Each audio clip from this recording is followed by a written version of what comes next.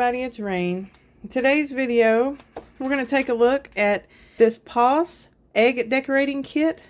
It is the neon colors, and it comes with 6 food-safe neon dye tablets that we are going to use to dye up some superwash merino nylon blend. So let's go ahead and open this and see what we're working with. Oh, there's some nice glitter. And of course, anything I have left over is going to go to my babies for Easter so that they can dye some eggs this Easter. So let's take a look here. Egg wraps, all that good stuff. Put that aside for the kids. The glitter. My little girl's gonna love that. Little egg scooper.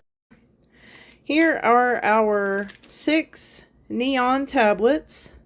Well, we've got purple, blue, pink, and then we're supposed to have yellow, green, and orange. Doesn't look very green. What we're going to do is we're going to take our tablets and set them aside. I'm going to fill this up with water, and I'm going to add some citric acid and also add some vinegar, just regular white vinegar you can get at the store.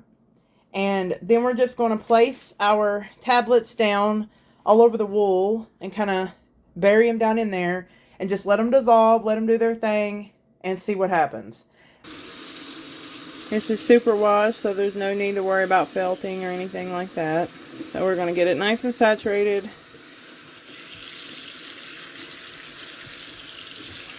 We are going to add like a nice glug of vinegar.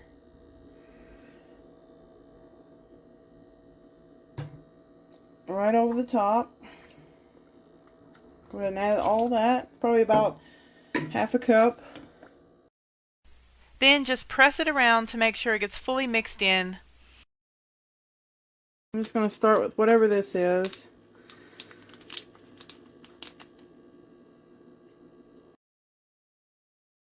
It was a very striking orange the second it hit the fiber.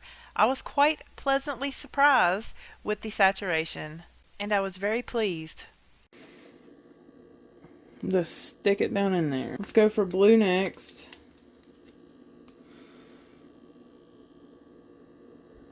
Beautiful.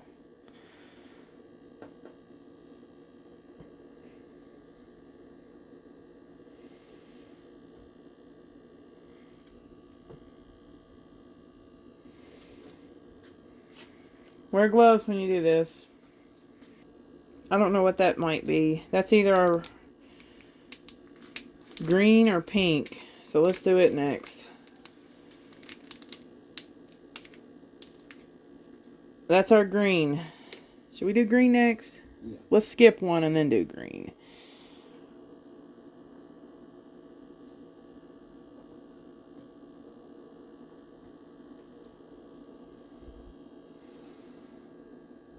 That was green. It looked orange.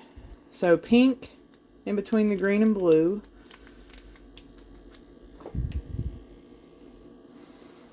That's pretty.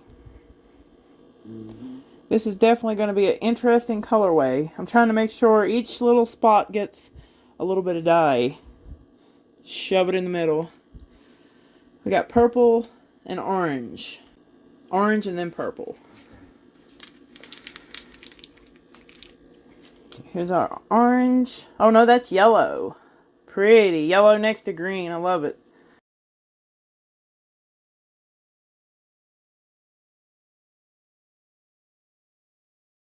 Purple will be our last one. Here's purple. Oh, it looks blue, don't it?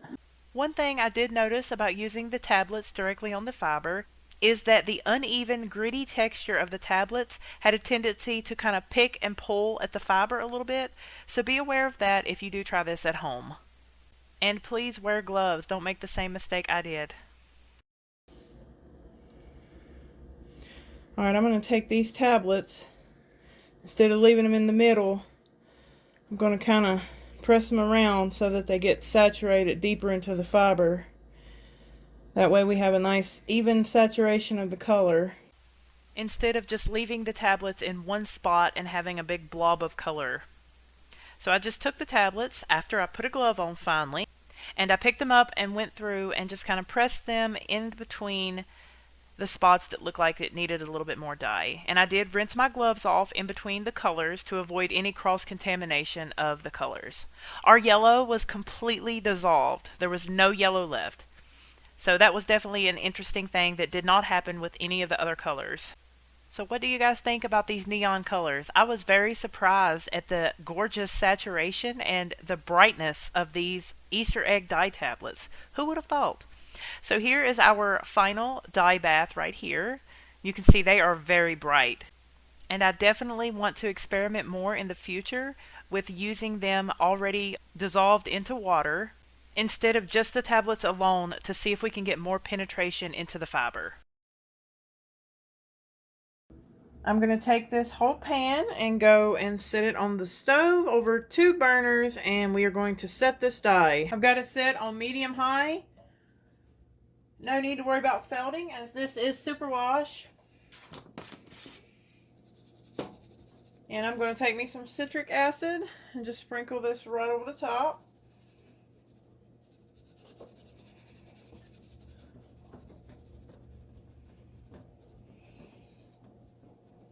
Just like so.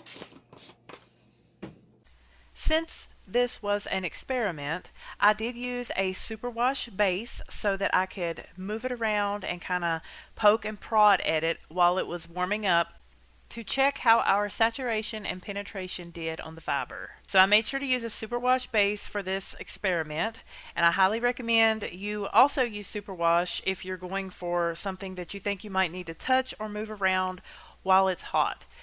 If you're using non-superwash, do not do this. Do not do what I'm doing in the video. You will felt your fiber.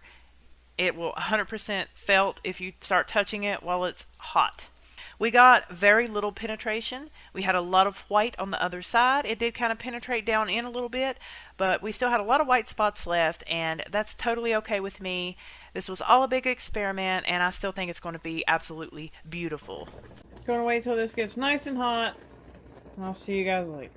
We got the steam going. You could go ahead and cover this now if you want.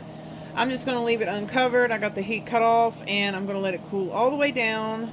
And I will probably give it a good wash in the morning. Alright, so we have our pan set up here, and we are going to wash our wool. This is what it ended up looking like. Nice and clear. Water's all clear, so we are ready to pull this out.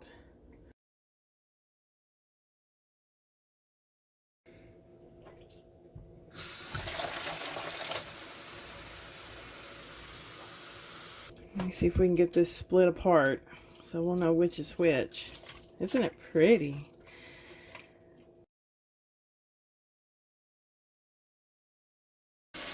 Cold water. A little bit of my favorite ivory dish soap.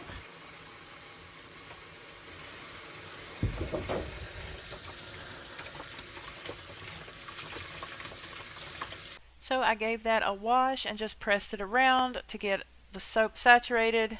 Then after it was washed, I squeezed all of the soapy water out and added the water in to give it a good rinse. There was absolutely zero bleeding whatsoever. It set completely. And I do have a special way that I like to squeeze the water out of my fiber so it can be hung up to dry more easily. So as you can see in this clip, I find one end and I go all the way down the length of the fiber, squeezing as I go, and then I do one final squeeze at the end. Now we have something that looks like this, and that'll be a lot easier to hang up and dry.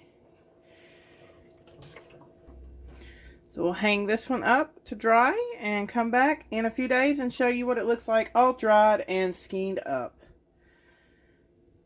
So here it is, all nice and dry. The colors are so bright and beautiful and bold. The camera doesn't even do it justice. So squishy and soft as well. And here are the final professional style pictures I take of my fiber. The 2 braids that I dyed in this video today will be listed on my Etsy shop. You can go to rainfiberarts.com if you'd like to check those out. But anyways, thank you guys so much for watching. And if you like this video, make sure to give it a thumbs up. And if you guys like this, let me know, and we will surely do another video where the tablets are completely dissolved and use it as an actual die stock and see if we get better penetration that way. So let me know if that's something you would like to see, and I hope you guys have a wonderful, wonderful Easter weekend. Happy Easter, everybody. My family and I will be Easter egg hunting, dyeing eggs, and eating chocolate this weekend. So we will definitely be having a good time. And I hope each and every one of you are as well. I will see you guys next week. Thank you so much for watching. Bye bye.